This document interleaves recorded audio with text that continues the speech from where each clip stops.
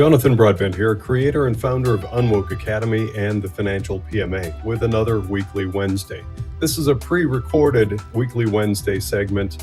I'm recording this a day early because I have a lunch obligation on the 10th of June.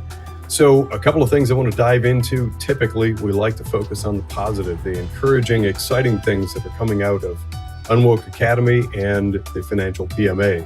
So I'm going to kick things off with an update on the woman who we've been tracking, who began her investing in November of, or it was actually October 8th of 2024, just before Trump was reelected.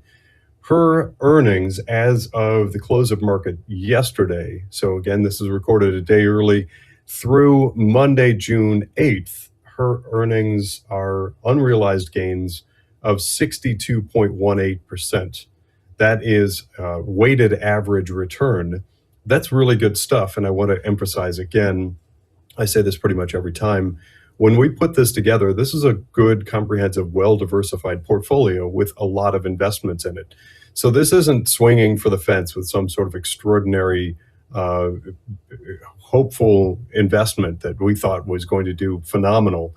This really is what you should expect, what we should all expect mutual funds and things like them to go out there and do, which is due diligence and looking for good investments. And we found lots of them, and we put her diverse portfolio into an array of different investments. I'm also going to interject once again, because this is an encouraging, exciting, positive thing for her to experience. If this were invested through normal routes, usual financial planner, financial advisor, and by the way, I'm not bringing this up to say that financial advisors don't have their place. However, if a financial advisor is simply acting as a sales agent and pitching whatever mutual funds are told to them by their sales team, they're not actually functioning on your behalf. So using a figure of 1% in fees to financial advisors, which is still pretty typical, it's average. Yours, if you have a financial advisor or financial planner, might be higher or lower. Again, I'm putting this out there so that you can appropriately evaluate the worth and merit of your financial advisors. But assuming 1%, this person just in advisor fees alone would be paying about $3,000 a year, because the total portfolio is about $300,000. I just used a round number, just a ballpark, back of the napkin, rough sketch sorts of figures. So $3,000 to financial advisors who oftentimes are really just simply sales agents who pitch mutual funds, and then the mutual funds themselves also have fees. So this woman's account works very differently. Because she does not pay financial advisor or financial planner fees, because she's choosing not to, and simply works directly with the financial PMA. The PMA payment is made by another account. She simply writes a check once a year for about a third of that, or actually it is 1/3 of that. It's a flat figure of 1,000. So right out of the gate, automatically, she is paying 1/3 of what she would if she were to go through a financial planner or financial advisor. On top of that, there are no management fees. So there are no mutual funds involved that collect a fee or siphon and subtract an amount out of her account on an ongoing basis. So whatever these stocks do, that's what she experiences as far as return. So the combination of clear-eyed vision for selecting good America First investments, eliminating planning fees and financial advisor fees and investment management fees, kept all the money in her account with the compound growth, and that's where she's ended up. So from October 8th, 2024 through close of market yesterday, Monday, June 8th, she is up 62.18%. That's exciting. Now, I want to dedicate this episode to something that is of growing concern to most Americans. As I look through social media and read media posts and publications, everybody seems to be focusing on AI data centers. And I would suggest that the pros and cons have been weighed very successfully. I'm going to move us in a little different direction today and do some follow the numbers. If AI data centers continue to be built out at the rate that they are, and if it is reasonable to assume that the objective is to build enough AI data centers within the United States that the US could look more like Chinese Communist Party and the surveillance state that they've built. And if you don't know much about that, you can find some videos online that show these huge AI data centers throughout China that track everybody's movement, pretty much everything all the time, everywhere, with GPS and facial recognition and what are called flock cameras, etc. So in my book, The Writing is on the Wall, that's the intention of building all these massive data centers throughout the United States, is to create a surveillance state and then attach things to it like centralized banking, digital currency, and social credit scores in 15-minute cities, and etc. But that's where we get into the numbers. If we were to build enough data center capability within the United States to do all of that, there are estimates that I've heard of roughly $20 trillion that it would cost to build all of that. So the question becomes, where does the $20 trillion come from? The answer, very, very likely, is your portfolio. We saw during the woke years that Wall Street was perfectly willing to funnel your money, your IRA, 401k, and otherwise, into far left woke agenda. It's going to be a simple pivot, and we're already seeing the branding and marketing to convince people that Wall Street's next move is going to be to put huge amounts of your money into the growth and expansion of AI data centers. So that got me looking into some of the people and companies behind them. Who stands to gain financially, and who should we be on the lookout for? Who stands to gain financially, and who should we be on the lookout for?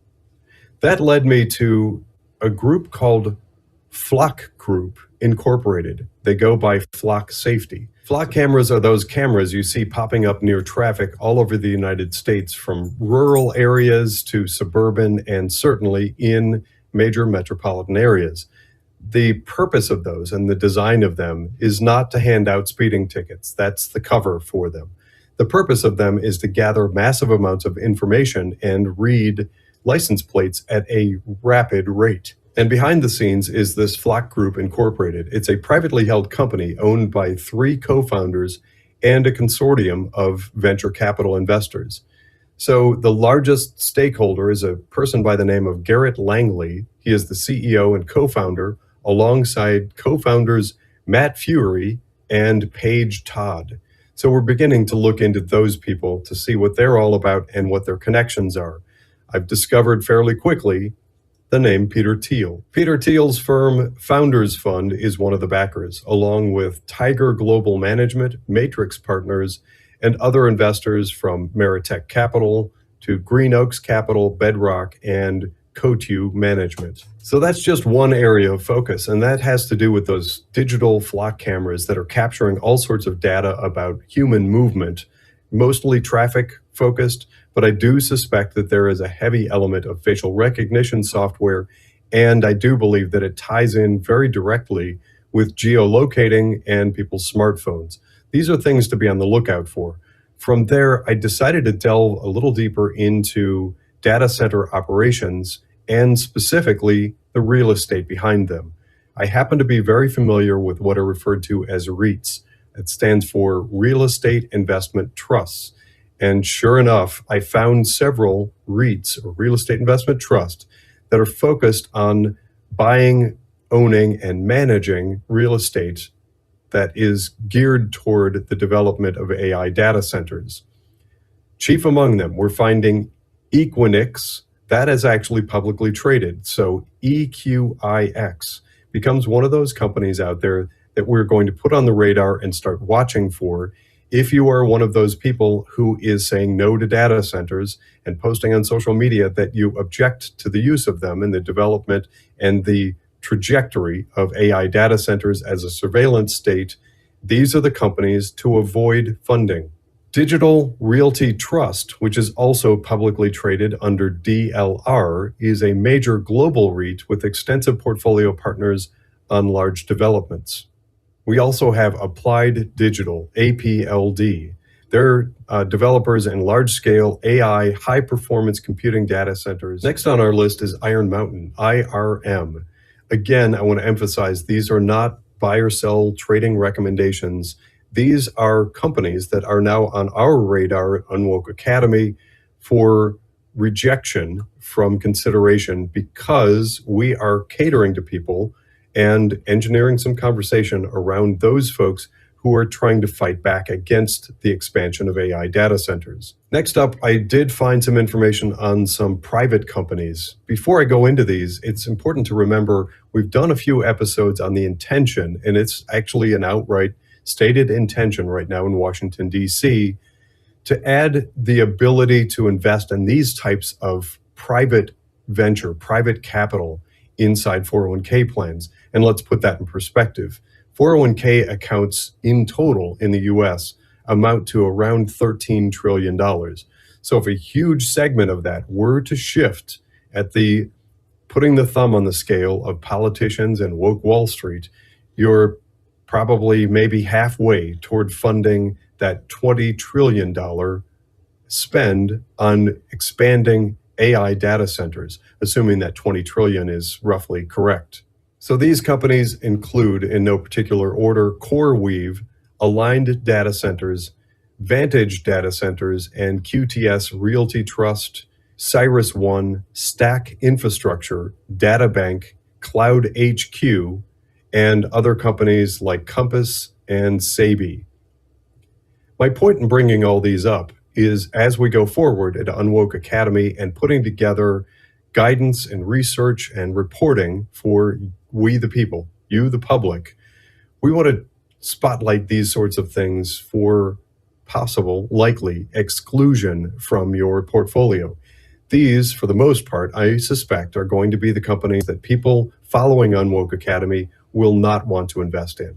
Find them, we'll help you find them, and jettison the darn things. Better yet, consider switching your portfolio from giving all that authority and making huge payments on an ongoing basis to investment managers and financial advisors who may not have your best interests at heart. Hint, hint, that's an opportunity to call Matt and Drew at Inspire Advisors. Why pay them all that money and hand over that trust and that authority and that responsibility and give away your voting rights on these stocks if they're going to funnel you into these sorts of things? Many of them did it for the past decade, steering your money, your hard-earned dollars into woke stuff. If you disagree with data centers and what they portend for our future, by all means, don't fund them. Don't invest in their growth and expansion. Don't give them the money. Cut them off. Cut that hydra off at the neck, I say. Moving on to construction and engineering.